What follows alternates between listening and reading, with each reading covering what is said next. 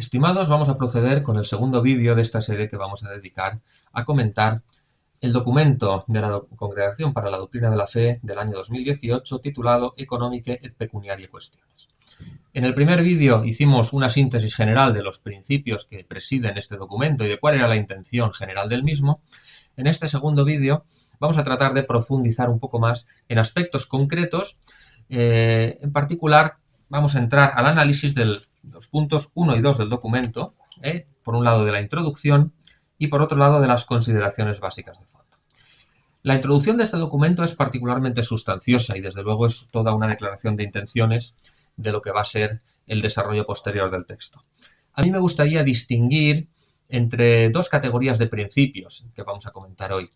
Una, la categoría general, es decir, los principios más generales que van a presidir todo el razonamiento y todo el argumentario posterior, y aquellos principios que tienen un carácter más práctico y más aplicado directamente al mundo de la economía, de las transacciones económicas y financieras. Comenzando pues por esta primera categoría de principios, diremos primeramente que hay un principio esencial que si lo entendemos y lo asumimos, habremos entendido prácticamente todo el núcleo de la doctrina social de la Iglesia. Y es que toda actividad humana está herida por el pecado. Toda actividad humana, bien sea individual o bien sea en sociedad, está herida por el pecado y necesita de esa redención. Nos lo dice con una claridad meridiana el documento en dos puntos muy concretos. Por un lado, en el punto 11 nos dice: es difícil para el hombre captar esa circularidad fecunda entre ganancia y don que el pecado tiende a ofuscar y destruir. Es decir, toda actividad humana, como hemos dicho, está herida, no muerta, pero sí herida por el pecado original. Y precisamente lo que hace que esté herido y no muerto es que todas esas actividades humanas pueden y deben ser redimidas para ser realmente conformes con la voluntad divina. Por eso nos dice aquí: por esta razón Dios sale al encuentro del hombre en Jesucristo. Él, haciéndonos partícipes del admirable acontecimiento de su resurrección, no redime solamente a la persona individual, sino también las relaciones sociales entre los hombres. Se acabó pues la doctrina de la doble verdad, se acabó pues la doctrina de la salvación y la aplicación de la gracia únicamente a las realidades individuales, que es un principio puramente liberal. Segundo aspecto fundamental y cuya comprensión es absolutamente clave para entender lo que vendrá después. El bien individual no puede contradecir al bien común.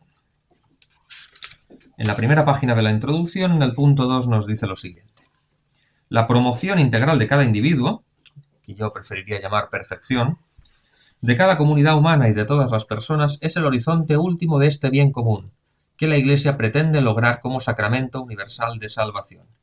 Esta integridad del bien, cuyo origen y cumplimiento último están en Dios. O lo que es lo mismo, no puede hacerse uso de la ley natural en ausencia de una referencia al legislador de esa ley, que es Dios. Tercer y último punto: la caridad no es incompatible con la justicia. Nos lo encontramos en el punto número 9 del documento. A este nivel es fácil entender bien que la lógica del don sin contrapartida no es alternativa, sino inseparable y complementaria a la del intercambio de equivalentes. Es decir, el don, la caridad, no es incompatible, sino que es complementaria a la virtud de la justicia, la mera justicia. En este caso aquí habla del intercambio de equivalentes, estaríamos hablando concretamente de la justicia conmutativa, pero el principio puede extrapolarse a todos los tipos de justicia. Dicho esto, y enunciados estos tres principios que van a servir de soporte al análisis posterior, vamos a entrar a comentar algunos de los principios más metidos en materia ya económica, financiera, que es lo que realmente constituye el objeto final de este documento. Un punto fundamental, me voy a centrar en dos. El primero de ellos: la iniciativa privada y la obtención del beneficio empresarial son elementos necesarios para el desarrollo de una economía, pero al mismo tiempo no son bienes absolutos. Esto nos lo dice en numerosas ocasiones. Es francamente reiterativa la referencia que hace la Congregación para la Doctrina de la Fe a este aspecto, y que no hace sino reiterar otros documentos anteriores de la Iglesia.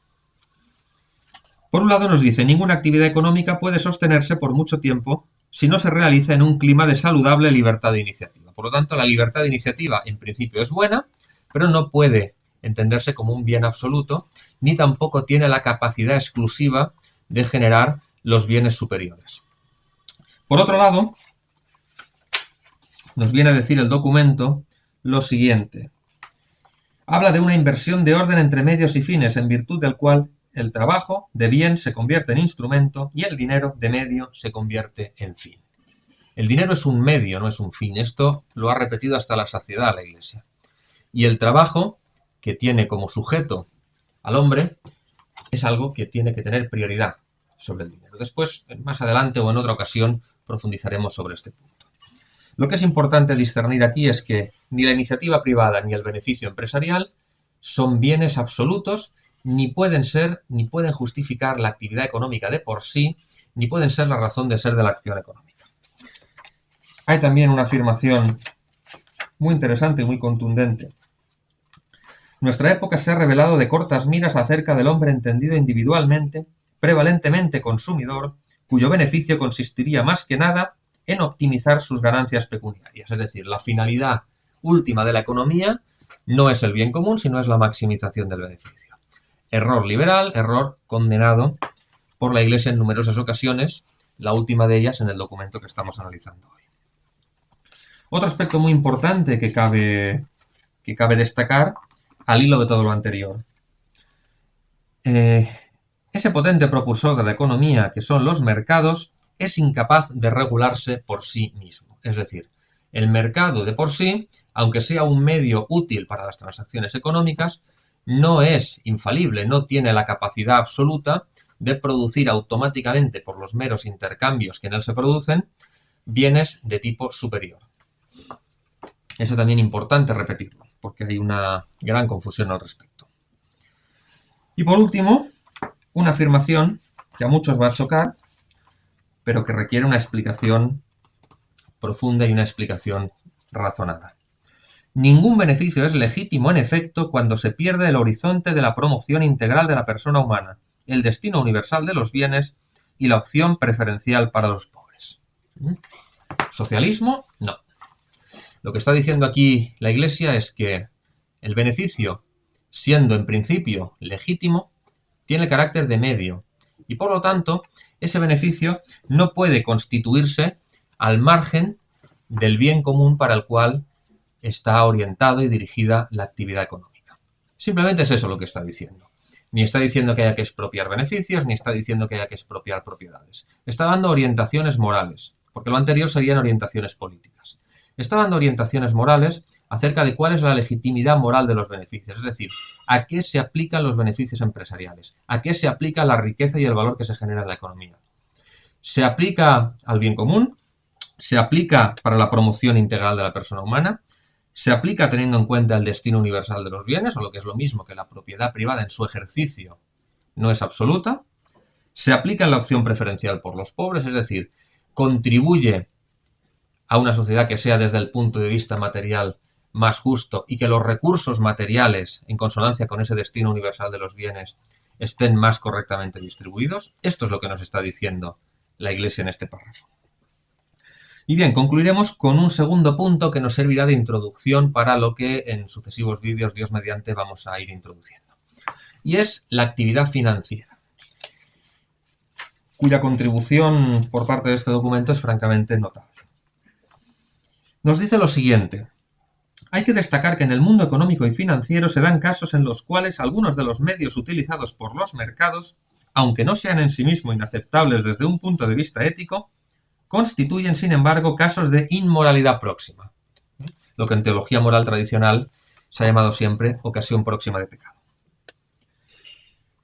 Y explica, a saber, ocasiones en las cuales con mucha facilidad se generan abusos y fraudes, especialmente en perjuicio de la contraparte en desventaja.